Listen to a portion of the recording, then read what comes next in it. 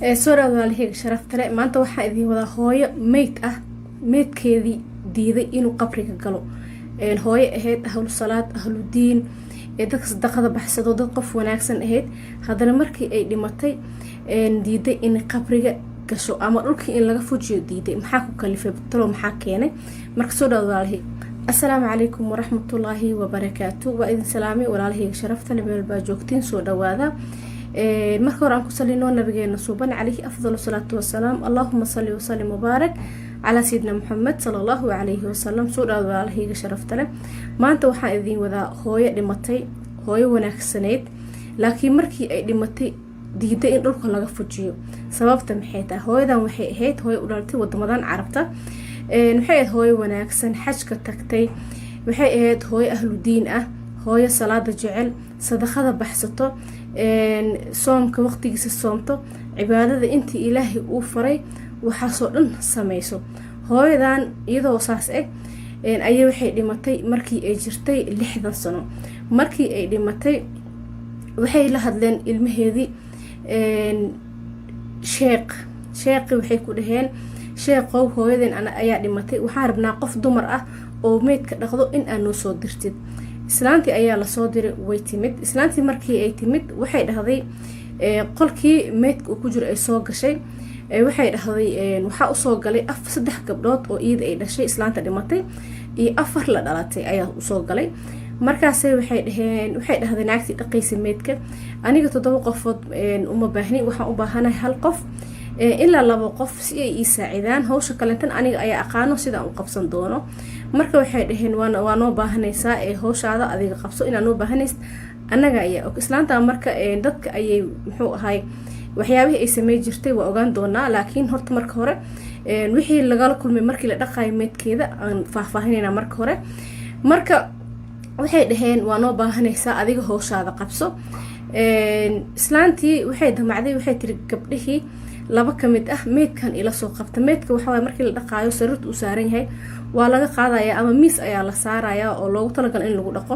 ama waxaa la saarayaa sariir waxba aan saarnayn si biyaha ugu hooraan maxaa yeelay joodari korkiisa meyd laguma dhaqi karo wuxuu noqonaa inuu biyihii lagu dhaqay uu dhexda ka jiifo marka waxaa la damcay meeshii ay ku dhimatay in laga qaado meel kale oo lagu dhaqi lahaa la geeyo hooyadii waa la qabtay waa laga fujin waayay meeshii markii laga fujin waayay islaantii way yaabtay waxay dhahday maxaa dhacay ee dhulka looga fuji laayahay markaas waxay dhaheen anagaba horta waa aragnay waa qaadi weynay marka waa isku dayayna inaan qaadno marka ayaga way aaminsan inay wax sheegaan ma rabaano islaantii way yaabtay waxay wacday sheekhi iida soo diray oo meedka in ay dhaqdo u soo diray sheekhi markii ay wacday waxay dhahday sheekhow islaantan aniga dhulka waa ka fujin laahay waa la qaadi laayahay xataa 7 haweenka ahayd oo meesha kula jirtay qaarna iyada dhashay qaarna la dhashay markii iskugu tageen xataa dhulkii waa laga fujin waayay sheekhi marka wuxuu dhahay aniga xaaladaas oo kale way soo martay oo iyada iguma horeyso marka waxaa samaysaa korkeeda ha taabanina marka aad qaadaysiin korkeeda meel ha ka taabanina waxaa samaysiin marooyin inaad qaadiin hoosta ka geliya maradaas qaada marka hal maro dhabarka ka geliya marana waxaad ka gelisiin garbaha marada kalentana qaybta lugaha geliya marka waxaa sameynaysiin marada darafaha ka qabta ama dhinacyada ka qabta oo marihii le kor u qaad iidayaa la taaban sidii ayaa la yeelay sariirtii ay saarnada ayaa laga qaaday waxaa la geeyay meeshii lagu dhaqi lahay meeshii markii la geeyay islaantii meydkii waa ay dhaqday way nadiifisay markii ay nadiifisay waxaa la gaaray waqtigii loo weysa qaadi lahay karfanteedina lagu xiri lahay islaantii markii ay bilowday inay gacmaheeda biyaha ku shubto islaantii gacmaheeda dhab isku siisanay sidii qof nool oo kale dhab markay isku siisato waxay geesaha ka qabsanaysaa meeshii lagu dhaqaayo ama sariir ahaato ama miis ahaato ayay waxay ka qabsanaysaa labada dhinac dhab ayay siisanaysaa weela yaabtay waxay dhahday islaantii gadaal ayay u booday waxay dhahday maxaa dhacay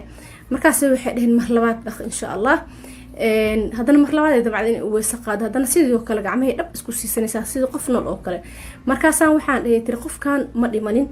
waa qof nool oo aad dhehaysiin dhaq islaanta iyadoo naxsan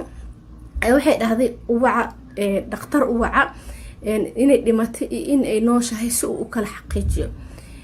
gabdhihii waxay is dhaheen waa laga yaabaa inay nooshahay kadib waxaa loo wacay dhakhtar ayaa loo wacay dhakhtarkii markii loo wacay wuu akiidiyey ama wuu hubiyey mar labaad in ay islaantaan ay dhimatay mar horena ay dhimatay oo aysan nooleen nafna aysan ku jirin. marka wuxuu dhahay islaantaan waa dhaqi kartiin oo meyd waaye qof nool ma ahan.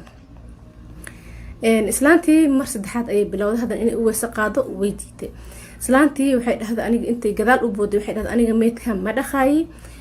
waana aad iyo aad ayay uga cabsatay, aad iyo aad ayay uga argagaxday. waxay dhahday aniga ma dhaqaayi meydkan, qof kale oo idin dhaqdo keensada. sheekhi ayay wacatay mar kale waxay dhahday sheeqow aniga meydkan ma dhaqaayi, meydkan dhaqtar waa loo keenay, waa la baaray mar labaad in ay dhimatay iyo in kale. wuxuuna xaqiijiyay dhakhtarkii in ay dhimatay oo aysan nooleyn. marka waxay dhahday qof gacmeeda isku qabsanayso oo sidii qof nool oo kaleenta ah. waxay leedahay aniga ma dhaqi kari, waa ka cabsanaa. marka wuxuu dhahay adiga meydkan ha dhaqin ilaa ay kaaga sheegaan dumarka meesha kugala jiro, ilaa ay kaaga sheegaan sababta ama waxa ay sameyn jirtay qofkan inta aysan dhimanin, waxa ay sameyn jirtay intay kaaga sheegayaan. wax aad sameyn kartid ma jirto, meel u fariiso wareyso runta hal ii sheega dheh. meeshii ayay fariisatay waxay dhahday soo dhawaada, aniga waxaan rabaa inaan ogaado qofkan inta aysan dhimanin wixii ay sameyn jirtay. waxay dhaheen marka hore way damcay inay qariyaan, laakiin marka dambe waxay dhaheen hooyadeen anaga muxuu ahay horta waa qof ahludiini ahayd, wax walba ilaahay fara way sameyn jirtay, salaada way duka jirtay waqtigeeda, sadaqada way baxsan jirtay, xaj way tagtay, wax walba way sameyn jirtay oo wanaagsan, sadaqada iyo sakada wax walba wanaagsan way sameyn jirtay. laakiin hooyaday waxay ahayd qof dadka isku dirto, anaga xataa kama nabadgelin. qof yacni familka ka mid ah oo ka nabadgala ma jiro ama qaraabada ah. waxay dhaheen waa qof ahaa jirtay dadka isku dirto, hadalka markii inta ka dhagaysato isla markii garabsaarkeeda intay qaadato ciddii warka laga sheegayay ugeynayso, xataa haddii si kasta loola hadlo oo la dhaho warkan qari ma qarin jirin war. waxay jecleed namiimada iyo isku dirta iyo kala geeska ayay jecleed. dad badan way kala furfurtay, naago badan iyo nimankoodii kala furtay. qof ehelka xataa walaalaheed meesha jooga waxay dhaheen anaga kama nabadgelin, ilmaheedan gabdhaheedan kama nabadgelin, qaraabada iyo yacni ama ninka qabta cidiisa ahaato ama iyad cideeda ahaato qof bili aadan oo ka nabadgeli jiray ma aysan jirin. waxay jeclaa jirtay dadka inay isku dirto, dad badanna way isku dirtay, guryo badanna way ay dudumisay. marka waxay dhaheen anaga hooyadeen saan ayay ahaa jirtay. markii la dhaho xaaraan waay waxa aad sameynaysid, ilaahay ka cabso waxay dhihi jirtay, maadaama aniga aan waxyaabo badan oo wanaag aan sameynayo, kan basiid waa wuxuu yahay malahan, aniga wax weyna ma sameynooye, indhahayaa liigu soo taagin. dadka iyada waaninaayo oo u wacdinayo waxay dhihi jirtay muxuu ahay aniga ayaa layga dhigin sidii qof dariiqa xun ku socoto. aniga waa ogahay inaan yani qof wanaagsan ahay oo wixii ilaahay fara aan sameeyo. waxaana waxay tiri wax iska caadi ah, dadka dhanna way sameeyeen, aniga keligay ma ahan. marka dabcan qof kasta way sameysaa, dadka way xan badan yihiin, laakiin waa lasii kala dardaran yahay. marka meeshaana waxaa ku jirto xanta inaysan ahayn wax fiican. yacni qofkan soonkeeda iyo salaadeedii iyo sakadeedii iyo xajkeedii iyo wax walba waxaa ka xoog badiyey xanta waa xaaraan. marka waxaa fiican xataa qofka haddii uusan salaad dukanayn oo cibaadeysaneyn, haddii afkiisa dad waxaa jiro aan cibaadeysan jirin laakiin afkooda laga nabadgeli jiro, saasna janno ku galeen. marka afkaaga haddii laga nabadgalo iyadaba cibaadooyinka ugu waaweyn ayay ku jirtaa oo aadan dad isku dirin. marka waxay dhaheen dadka way habaari jireen, qof walba waxay dhahday hortaada ka helaysaa, qof walba waxay dhahday muxuu ahay ilaahan kugu dacweeyey. qofka hooyadan waxay dhaheen dadka dhan ayaa waxay ku dacweyn ilaahay,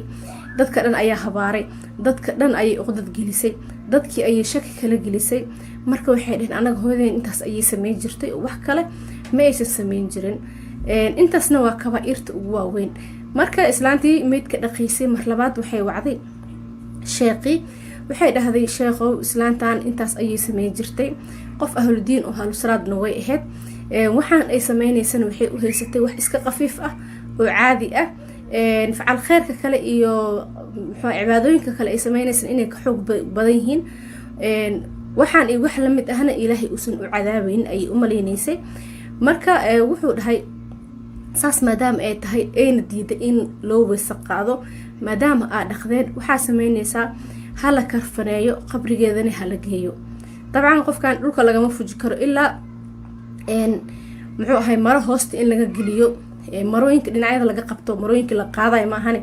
iyada waxaa la dhahay korkeeda haddii meel laga taafto lama qaadi karo. marka islaantii sidii ayaa lagu dhaqay oo way dhaqneed awal waa la karfaneeyey sidii sheekhi oo faray ayaana loo qaaday oo loo duugay marka walaalahayga sharafta leh qisadan waxay tahay sheekhin horta wuxuu dalbaday qisadan in la faafiyo oo qof walba oo dhageysto uu faafiyo maxaa yeelay waxaa ku jiro cibro iyo wax muxuu ahay digniin ah oo dadka dhan ay sameeyaan wax yar oo macna aan lahayn loo maleeyo anaga oo dhanba ilaahay muxuu ahay dambigeena iyo dambi waalidkeena iyo dambiga muslimiinta oo dhanba Allah dhaaf laakiin waxaa jiro waxyaabo qeyr ah oo aad sameynaysid iyo wax basiid ah oo shar ah oo aad sameynaysid oo leedahay tan oo kale inta lagu macadaabayo waana laga cafinayaa oo laakiin aan laga cafinin maxaa yeelay dambiga aad naftaada ka gashay waa laga cafinaa ama dambiga ilaahay aad ka gashay Rabbi subhanahu wa ta'ala wixii aad ka gashay hadii biri ugu toobad keento ka cafinayaa laakiin qof kale oo islaameed ayaa wax ka sheegtay waa nabtay waa dhibtay waad ka nixisay dadkii aad murjisay dadkii aad kaliftay guri ayaa dudumisay waxaa ka gashay insaan bili aadan ayaa dambi ka gashay marka ma laga yaabo qofkaas asoon ku cafinin ilaahay ma ka cafinayo dambigaas oo kale dambigaas wuxuu idinka dhaxeeyaa adiga iyo qofkii aad dambiga ka gashay marka yaa la yareysan walaalahayga sharafta leh xanta iyo namiimada isku dirka wax yar ma ahan kabaa'irta waaweyn ayay ku jirtaa marka qisaasaan jecleystay ninkii sheekh ahayna qisadan muxuu ahay asagaaba codsaday qisadan in la faafiyo si dadka ay ugu noqoto wacyigelin marka asxaabteeda sharafta leh qisada ay ugu talagalay intaas ayay ku egtahay waana qiso yaab leh marka fadlan haddii ay ugu cusubtahay subscribe iyo saar video haddii ku cajibin like-ta noo saar waxaan idinkaga tagayaa sida caadada noo ahayd saliga nabigeena suuban calayhi afdalu salaatu wasalaam allahuma salli wa sallim mubaarak calaa sayidina muxamed sala allahu calayhi